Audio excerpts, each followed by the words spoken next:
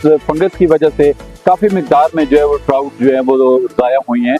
तो क्या ख्याल है, उस फंगस को कंट्रोल किया जा सकता है और किस लेवल पे हम कंट्रोल कर सकते हैं?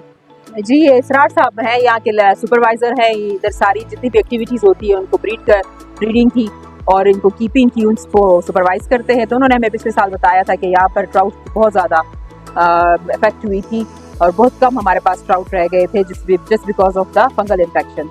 तो उस फंगल इन्फेक्शन पे ये है कि हमारी एक स्टूडेंट PhD कर रही है, उसके आइडेंटिफिकेशन के बाद लेटर ऑन हम उसके लिए कोई मैकेनिज्म डिवाइस कर सकते हैं कि या जो इन प्रैक्टिस मेडिसिन है जो उसको कंट्रोल कर सके, या फिर अगर कोई हमें किसी नई उसकी ज़रूरत है तो फिर हम उसके लिए नया कोई तरीका डिवाइस कर सकें। तो ये चीज़ें जो है इसको काफ़ी इसके ऊपर स्टडी हो रही है और इंशाल्लाह फ्यूचर में हमारे पास इसका लिए काफ़ी कुछ ना कुछ इसका हल निकल ही आएगा। आप क्या समझती हैं कि ये गवर्नमेंट ने जिस तरह से ये ट्राउट हैचरी यहाँ पे खोल रखा है, तो इसी तरह मैं ये समझता हूँ कि हज़ारा के बहुत से और रीजन है, हम मुख्तलिफ मकामात पर जाते हैं, बड़े खूबसूरत जगह हैं, तो वहाँ पे भी ये इस तरह के फार्म प्राइवेट या गवर्नमेंट खोले जा सकते हैं? बहुत ज़्यादा है यहाँ पर, ऑलरेडी काफ़ी लोगों का बिजनेस ये है और बड़े अच्छे अच्छे फार्म उन्होंने जो है खोले हुए हैं और बहुत अच्छी प्रोडक्शन हो रही है फिश की। यहाँ पर जो टूरिस्ट आते हैं तो उनके लिए एक अट्रैक्शन है कि इसका ट्राउट का अपना टेस्ट है, इसके अपने जो है ना वो लोग फैंस है जो कि इसको खाना पसंद करते हैं। काफ़ी एक्सपेंसिव फिश है, तो इसकी वजह से ये जो है यहाँ पर जितने ज़्यादा नंबर ऑफ टूरिस्ट आता है उन सब लोगों के लिए सप्लाई करने के लिए यहाँ पे काफ़ी ज़्यादा फॉर्म्स हैं और भी किए जा सकते हैं। जितने हम रास्ते में देखते आए हैं कि इतना ज़्यादा वाटरफॉल्स है यहाँ पर, इतनी सारी नदियाँ हैं यहाँ पर जो ठंडा पानी ग्लेशियर से आता है, तो इन सबको जो है वो यूटिलाइज करके आसानी से यहाँ पे फार्म्स खोले जा सकते हैं। थोड़ा बहुत अगर हम उसको मैनेज कर लें तो ये यहाँ पे ब्रीडिंग की जा सकती है ट्राउट की। जी बहुत शुक्रिया जी डॉक्टर साहब। हमारे साथ यहाँ पे मौजूद हैं डॉक्टर शहजाद गयूर, और शहजाद गयूर साहब की जो PhD है वो जो मछलियाँ हैं उन्हीं के हवाले से मैं ज़रा उनसे पूछूंगा। शहजाद साहब आप ज़रा बताइएगा कि आपने PhD में फ़िश पे क्या काम किया है? बिस्मिल्लाहिर्रहमानिर्रहीम। सर मेरी PhD जो है वो फिशरीज़ में और फिशरी में जो है वो टॉक्सिकोलॉजी के ऊपर है, ठीक है। जो हमारे पास 3 डिफरेंट स्पीशीज़ है इंडियन मेजर कार्प की, कैटला, लेबियोरोटा और सेरेनिस मेरिगाला।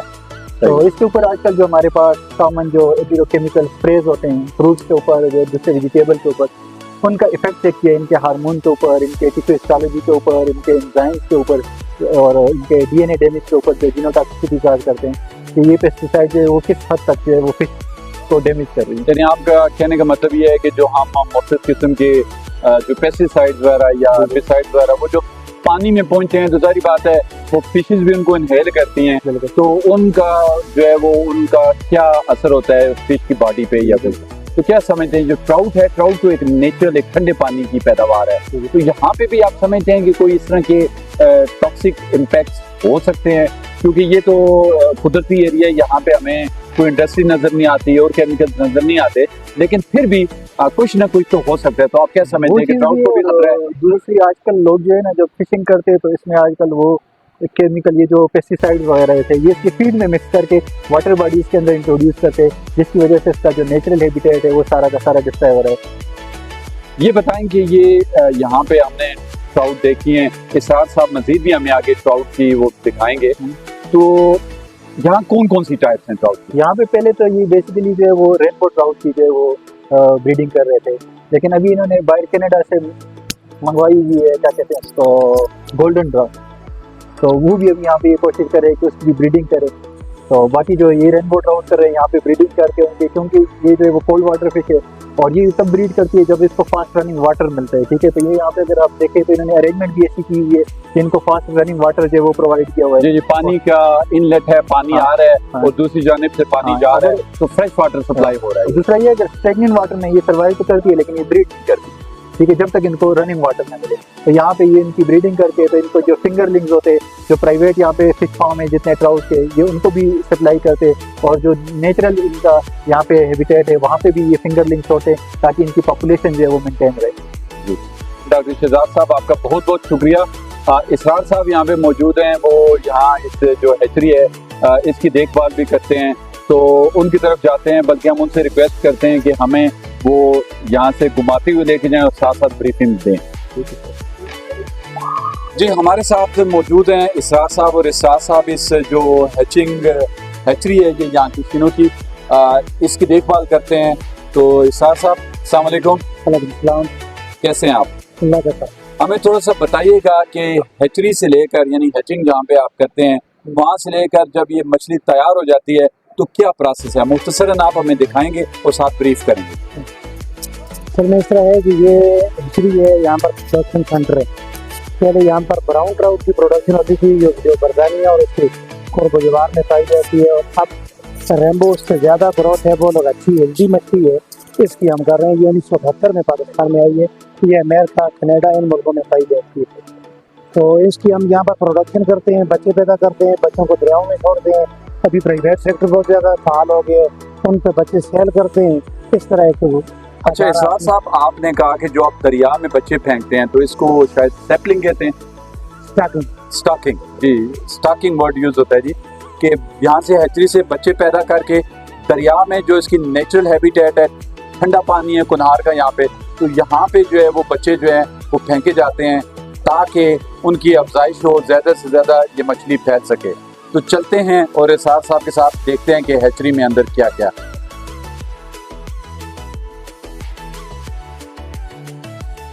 ये इम्पोर्टेड है बाहर से।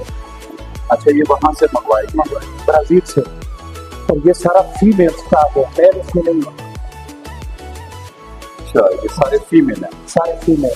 वो इसलिए कि वो अपनी वो मुकम्मल नस्ल नहीं देते कि ये खुद ब्रीड करेंगे, ऐसी चीज़ देते हैं कि दोबारा फिर आप उनसे खरीदें।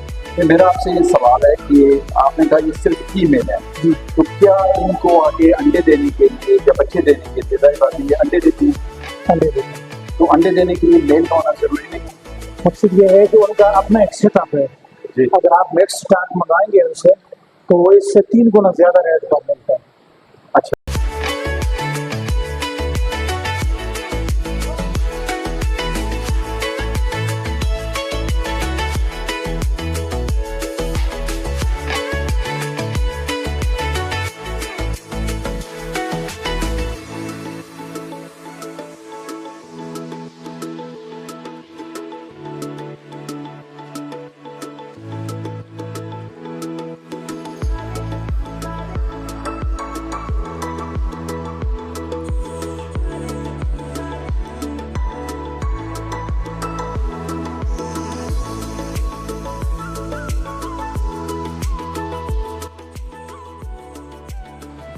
इससे अगला स्टेप क्या है वहाँ पे आप? इससे आगे फिर आगे उधर ले जाते हैं उस कोने में, तो वहाँ से फिर आगे इस तरह। तो नाज़रीन आपको अगला स्टेप दिखाते हैं कि यहाँ से थर्ड टाइम हम यहाँ ले आते हैं, फर्स्ट सेकंड थर्ड, और यहाँ पर तकरीबन 1 साल रहते हैं। यहाँ जब बच्चा आता है उसका वजन 30 ग्राम से 50 ग्राम तक होते हैं। जब 250-300 ग्राम होती है तो फिर हम उनको आगे शिफ्ट कर देते हैं इन बड़े पानों। तो नेक्स्ट पॉइंट्स कौन से हैं जी, आप इसरार साहब बताइए। अच्छा ये तो इसके अंदर हमें काफी बड़े साइज की मछली नजर आ रही है। ये असल में हॉस्पिटल टैंक है, इसमें मुख्तलिफ साइज है। अच्छा बीमार होती है यहाँ लेते हैं, मेडिसिन दूसरा तीसरा यहाँ उनका करते हैं। ये मछली की खुराक है, तो जैसे ही आप डालते हैं तो ये मछली यहाँ पे इसके लिए आ जाती है। आगे बढ़ते हैं इसरार साहब, अब मुझे उस टैंक और ये जो टैंक है इसमें जो ट्राउट है इनके कलर में जो है डिफरेंस लग रहा है। वो जो था वो ब्लैकिश थी, जरा स्यानमा था, और ये वाली जो मछली है ये पीले रंग की है। असल में इस तरह है कि ये क्रॉस ब्रीड है टाइगर साइमन का, और ये बाहर से इंपोर्ट की गई मछली है। पिछले 2 साल पहले हमने इंपोर्ट की थी के फिशरीज डिपार्टमेंट, तो ये उसमें से है। इस पे अपने ये ट्राउट की कोई किस्म है, इसको क्या कहते हैं, कौन सी? Golden trout. अच्छा ये गोल्डन ट्राउट है, जैसे आपने शुरू में बताया कि 2 किस्म की ट्राउट है, एक रेम्बो है और एक गोल्डन ट्राउट, तो ये गोल्डन ट्राउट है। तो जायके में कोई इनका डिफरेंस है, फर्क है? मैंने महसूस किया है इसकी कुव्वत मुदाफ़ियात उससे कम है। अच्छा डिफेंस पावर इसकी कम है, वो सारी बात है, नेचुरल हैबिटेट की है ये। चलें जी आगे बढ़ते हैं और आपको बाकी टैंक्स दिखाते हैं। तो इसरार साहब ये जो ट्राउट की खुराक है जी, इसकी क्या तरतीब है, यानी ये आप सुबह शाम देते हैं या क्या है? ये इसका बेसिकली ये होता है कि सनराइज सनसेट, सुबह सवेरे नमाज के वक्त देते हैं, शाम को मगरिब से इतनी देर पहले देते हैं कि बस फीड देनी बंद करें और नमाज का टाइम है। जी नाज़रीन आप देखिएगा कि जैसे हम खुराक जो है वो ट्राउट को डालेंगे तो वो बड़ी तेजी से बड़ी स्पीड के साथ खुराक के लिए यहाँ पे आएंगे। देखिए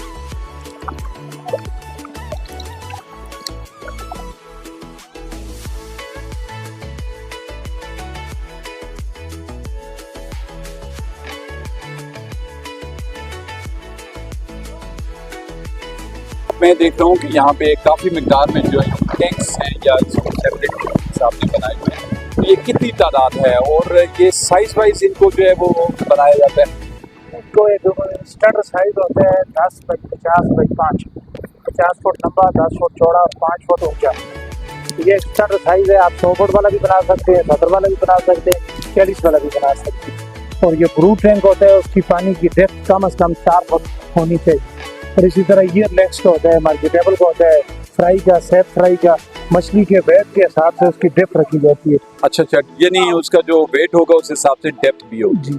अच्छा, मुझे ये बताइएगा कि ये जो फार्म है इसकी टोटल कैपेसिटी कितनी है? कितने केजी तकरीबन यहाँ पे ट्राउट मौजूद होगी या नंबर्स कितने होते हैं तकरीबन फिश की? में ये सारी चीज़ें डिपेंड करती हैं केजी पे, नंबर पे नहीं करती। तो ये तकरीबन 5000 केजी मछली हम यहाँ रख सकते हैं। 5000 केजी हम रख सकते हैं। जबकि आपने मुझे थोड़ी देर पहले बताया कि इसकी कैपेसिटी से भी ज्यादा है। लेकिन असल में 5000 केजी रख सकते हैं। लेकिन 5000 केजी आप मछली रखेंगे उसके लिए ज़रूरी है कि पर सेकेंड आपका 50 लीटर पानी आए। अच्छा जी, 50 लीटर पानी आए तो ये अच्छी बात है। हम देख रहे हैं कि पानी का इनलेट है, पानी यहाँ से आ रहा है और बिल्कुल फ्रेश वाटर जो है इनको मिल रहा है और आगे से पानी जो है वो निकल रहा है। और मैं अपने नाज़रीन को ये बताता चलूँ कि ये जो हैचरी है बहुत ही खूबसूरत जगह पे है। गवर्नमेंट की ये हैचरी है, लेकिन इंतहाई खूबसूरत जगह पे शीनों का ये मकाम है।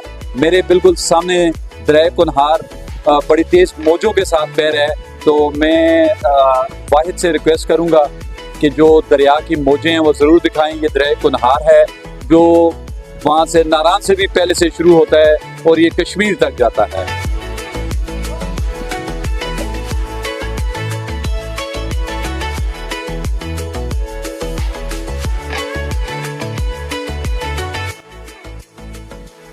मेरे अकबे मौजूद है दरिया कुनहार। थोड़ी देर पहले मैंने इसका जिक्र किया था। ठाठे मारता हुआ ये दरिया है। इसकी यहाँ पे रवानी बड़ी तेज है, इसलिए जितने भी हमारे टूरिस्ट इस एरिया में आएंगे मैं उनको ये हमेशा सजेस्ट करूंगा कि दरिया में उतरने की कोशिश बिल्कुल नहीं करनी। आपने सेल्फी के लिए किसी और मकसद के लिए यहाँ पे नहीं आना।